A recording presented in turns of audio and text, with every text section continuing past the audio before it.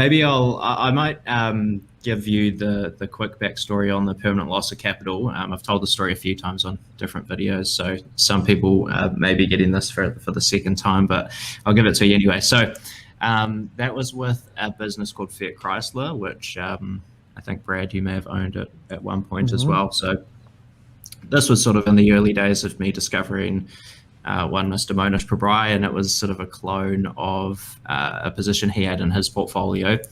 And interestingly enough, the loss of capital that I've had with Fiat Chrysler has actually shrunk quite a bit over the past year, which might sound like a strange thing to say, but I actually sold only about 70% of my position when I did get out of Fiat Chrysler. I sort of kept 30% as like schmuck insurance, and that 30% has done so well that I looked on my share site, which I used to track my portfolio just yesterday, and that permanent loss is down to only 18% now from, I think I was down maybe 40% when I sold it, sold that sort of big chunk. So yeah, I guess what happened, the original investment thesis was that Fiat Chrysler was going to grow its earnings to this point where it was going to be close to a PE of maybe 2 at the time, PE of 1 or 2. That was kind of the investment thesis. It's not one of these high quality long-term compounders or anything, but that was kind of where I was at.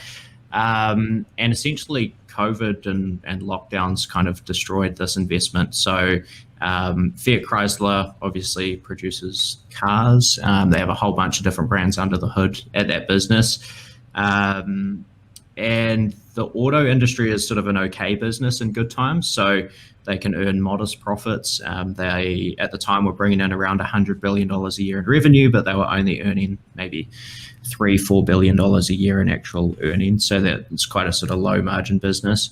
And one of the things that happens anytime that revenue takes a dive is that the earnings can go from, being modestly profitable to being very, very unprofitable quite quickly. And when they had to shut all their factories and that sort of thing, I basically saw a pathway to where they were going to lose, several years even potentially of free cash flow, in a very quick space of time. There's sort of a lot of what you'd call operational leverage built into that business. So I chose to sell, like I say, about 70% of that company, held on to a little bit.